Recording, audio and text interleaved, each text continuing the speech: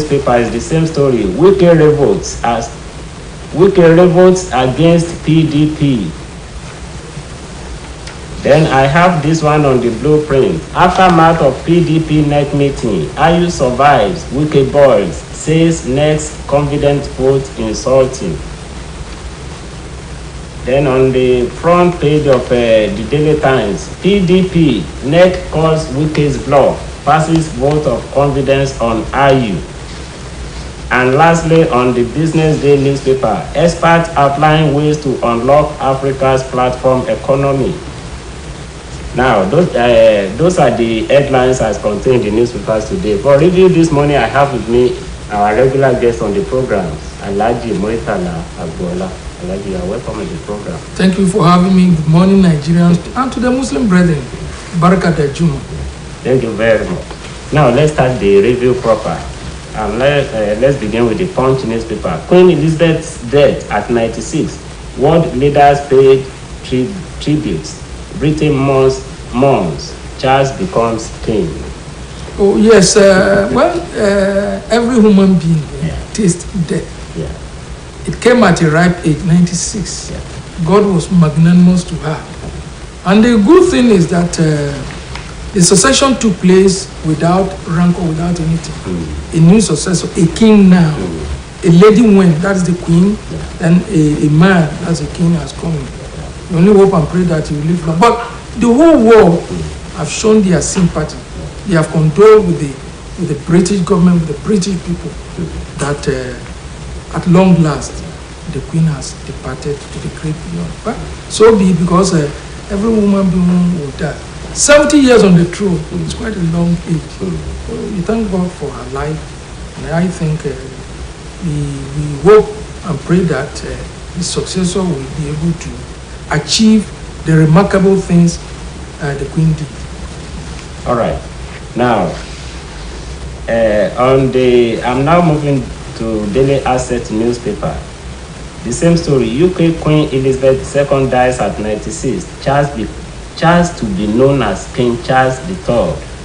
What do you say about Charles becoming the king in Britain? Well, you see, for those of us who were born outside the royalty, or from the family of the kings or queens, I mean, you can hardly get it. So, I mean, in the line of succession, they believe that he's the right person to succeed that. So be it. I mean, there's no, and there's no infighting.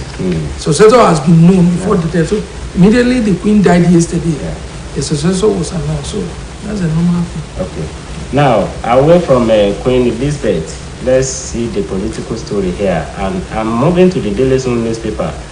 Wicked kicks as IU survives NEC sack. This drama is unfolding. I don't know how many scenarios or scenes we are going to watch, but you see, what Wike is fighting for is very good. But whether he will succeed at the end, I don't know.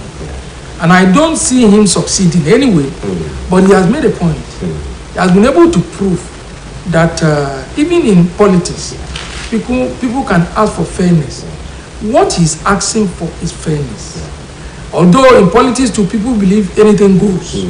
Now, if we have a country so divided now, I mean, the natural thing is political positions should be zoned to different areas.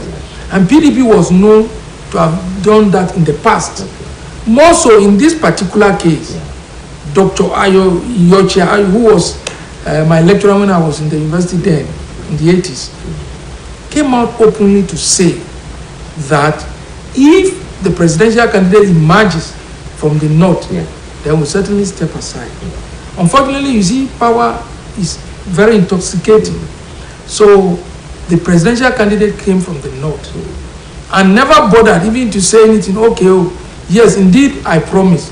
But maybe because of certain circumstances, maybe I want to stay on it. Now, the next thing we heard was, no, he was elected for 4 years, and I mean, it's ungentlemanly. So what Wike is fighting for is right. Now, to placate him or to appease him, they decided at the meeting yesterday that rather than Ayu resigning, is the BTO chairman should resign. He has resigned and the position has taken over by a Southeast person, the former Senate president. But you see, the thing there is, in the first instance, what do you call it? Jubril, who resigned, that's about 6 months to go. That is what. Secondly, and more importantly, is the fact that the BOT, Board of Trustees, is just an advisory body. The person that holds political power in a party is a national chairman. So the two are not the same. But again, PDP too does not want to dance to the tune of Wike, knowing fully well that it is Wike that single-handedly brought the former immediate past national chairman Secondus to power. And he was the only person single-handedly removed him. So they don't want to see him as a... Whatever it is, this is not the best of time for PDP. All right. Now, let's see the story again. PDP crisis. Ayu, not Tribune, should resign, says Wike. That's what Wike is insisting. Yes. Wike is insisting because the Jubril that resigned, the body is advisory. They can only advise. Look, even APC does not have a board of trustees. If they have, it has not been inaugurated. And they have been in power for 7 years. So it means BOT is just as anybody that maybe respect for elders, but they don't mean much. They don't mean much. So Wike has the right to insist that he's talking about the national chairman. And in any case, it was not Jubril that promised that he would step aside. It was Ayu. So Ayu is there, let him resign. Though I know they will not agree to that. What they want to do. In fact, they will call him bluff. That's what I expect to happen. Now, I'm still on the Nation newspaper. 2023, no option to victory. Adamo tells APC members. Well, he's a politician, and his party is in power, and obviously every party wants every member of the party wants his party to. So he has said that, but let them walk the talk. Let them, if they prepare hard and they're able to convince Nigerians that they should, why not? Nigerians will vote for them. It's left to the electorate to decide. All right. Now let's move to the Vanguard newspaper with this story. The leading story is about PDP crisis, but away from that, regional government system can't help Nigeria anymore. Yakazai. Well, I think that's his own personal opinion, which is entitled to. But the situation we find ourselves today, now we have to do one thing. We need to restructure the country. So, and people believe that before serious restructuring takes place, let us have the regional system. And today, thank God, we have 6 geopolitical zones. We have the southwest, the southeast, the south-south, the northwest, the northeast, and the northwest. Now, look at electricity, for example. Look at the train system. Look at refinery. If southwest, you have our regional government, maybe with it does not necessarily mean that maybe the states will be abolished. No, but for huge investment, like electricity, like train and other things, I think they can take it. They can embark on it so that the federal government will be less powerful. So I think you see, some of the states as they are now may not be so viable, but they can help each other if you are in the same zone. For example, the immediate past governor Ralph Aregbesola said there was no reason why the Osun state cannot feed the Lagos market. Lagos, they don't have land, so we can produce food and then give that to them in Lagos. Then they will give us money, so we can go into joint venture. I think it's still possible. All right. I'm still on the Vanguard newspaper. Nigeria in state of receivership needs serial miracles. Anya. Oh yes, we are in dire straits. We are in serious quagmire. So he said we needed prayers. Serial miracles. Miracle. Well, miracle. I think we need to work hard. Complement it with prayers. Miracle, well, miracle can happen, but miracle is not something you can predict. That's why it is miracle. It comes in a way you don't know. So I think we need to work towards it, not just sit down and then be expecting manna to fall from heaven. I think the last one fell during Moses' time, and since that time the manna has not fallen again. So we need to work hard. There's no two way about it. All right, let's see this story here. Still on Vanguard newspaper. Crisis looms in Code of Conduct Bureau as commissioners petition NAS over chairman's alleged corruption. Yes, if there is any evidence against him, they should take him to court and then let the court adjudicate. Let the court establish the veracity or otherwise of the allegation. Okay. Yeah. Now, I'm moving to Nigerian Tribune newspaper. Away from the lead story which has to do with PDP crisis, let's see this story. Locals conniving with foreigners to kidnap people in Ekiti. That is coming from Pioneer. Yes. Ekiti, Kogi, Ondo, Edo, that axis. A lot of terrible things are happening. So, but you see, you can't remove the fact that locals are also assisting. Okay. Otherwise, there's this general belief that a chief cannot come from outside if he doesn't have an insider collaborator. Because it is the insider that will tell you this where this thing is. And so locals are very unfortunate. Locals are also complementing this effort, which is too bad. You see, and I always say it, parents, we have not shown enough role we needed to play or we need to play in the lives of our offspring. God that gave us children expects us to take proper care of them and then play our parental roles. But most of us have been found wanting. So let us show our children the way of the Lord. Let us be role models to our children. Are we? We are not. So that's it. All right. Let's see another story. Still on Nigerian Tribune. Exorbitant air tickets. 3 million jobs threatened as travel agents shut down offices. Yes, the aviation fuel has become so expensive, though it is not limited to Nigeria alone. But Nigeria too, we've not done much to inspire confidence in travelers. So even some foreign airlines have threatened to black out Nigeria. That means they will not be carrying passengers either from Nigeria or to Nigeria because of our standing debts. But we can do more, and it's becoming very expensive to travel locally. Today you can't go by road.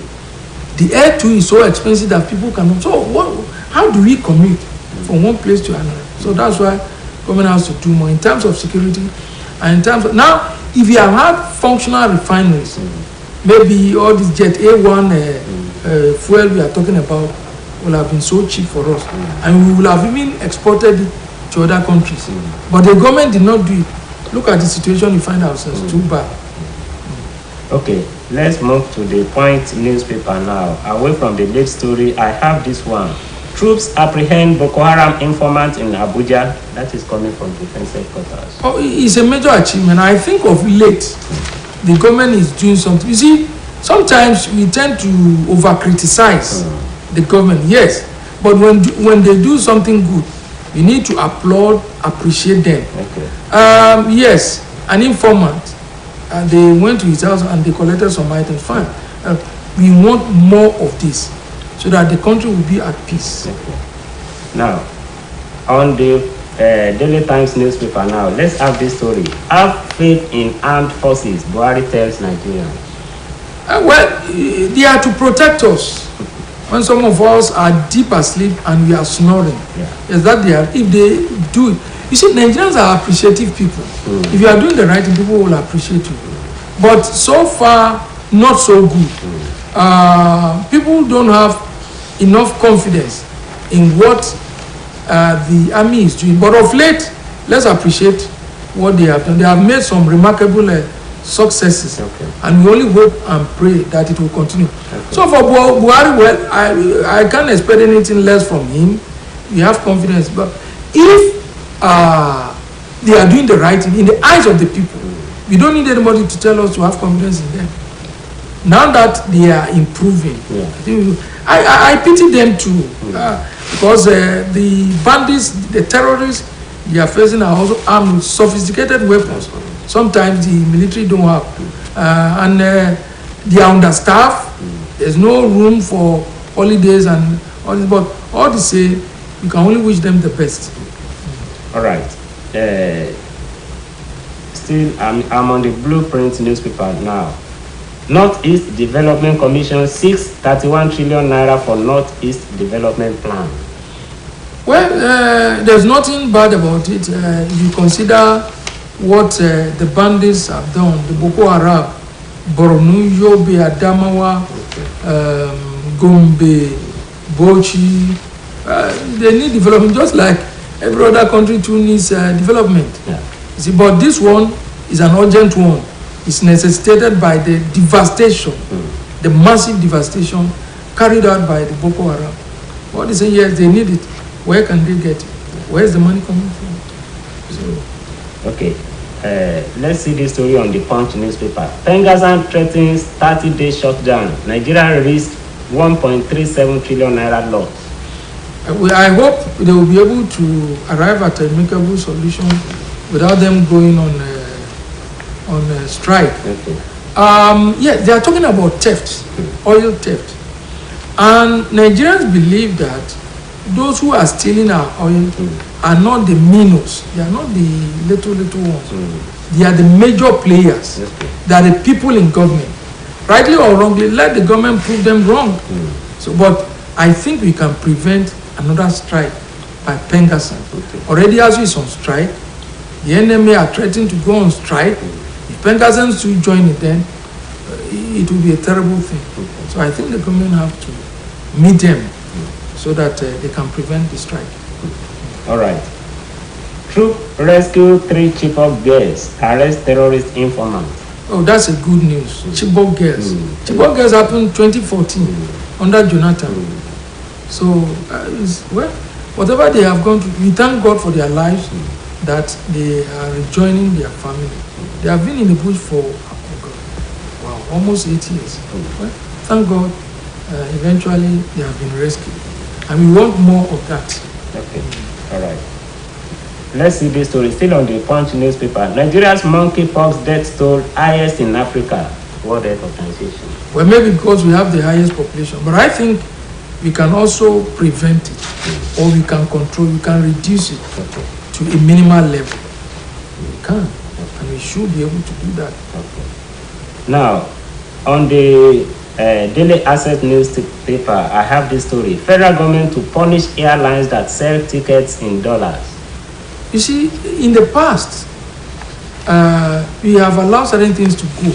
I still remember that, I don't know what happens now. Atiku Abubakar University, APTI, in Jola, in the past they were taking foreign currency. There are some schools, when I was in Lagos, there are some schools, British International School, and some other schools were also taking foreign currency. We shouldn't be. So the government is saying the right thing, but I think it's coming belatedly. But belated as it is, better late than never. Yes. All right. Now, I'm moving to Daily Trust newspapers now with this story. DSS recovers military uniforms, huge cars from Mamu's house. Yes, Mamu is the negotiator between the bandits that were arrested between Abuja and Kaduna. You see, in the first place, it should not have been a non-state actor. The government should have done that, but they gave it to him to do it. Now, maybe they have information which we are not privy to. That's why they went to search his house and find some incriminating things. So let them take him to court and let the court adjudicate. And let's have the report. All right. Now, still on the Daily Trust newspaper, insecurity after clearing operations, FCT schools ready for resumption. Well, it's a good. You see, whether we like it or not, Boko Haram is winning. Whether we agree, because a lot of schools have been closed down. No place is safe. No place is secure.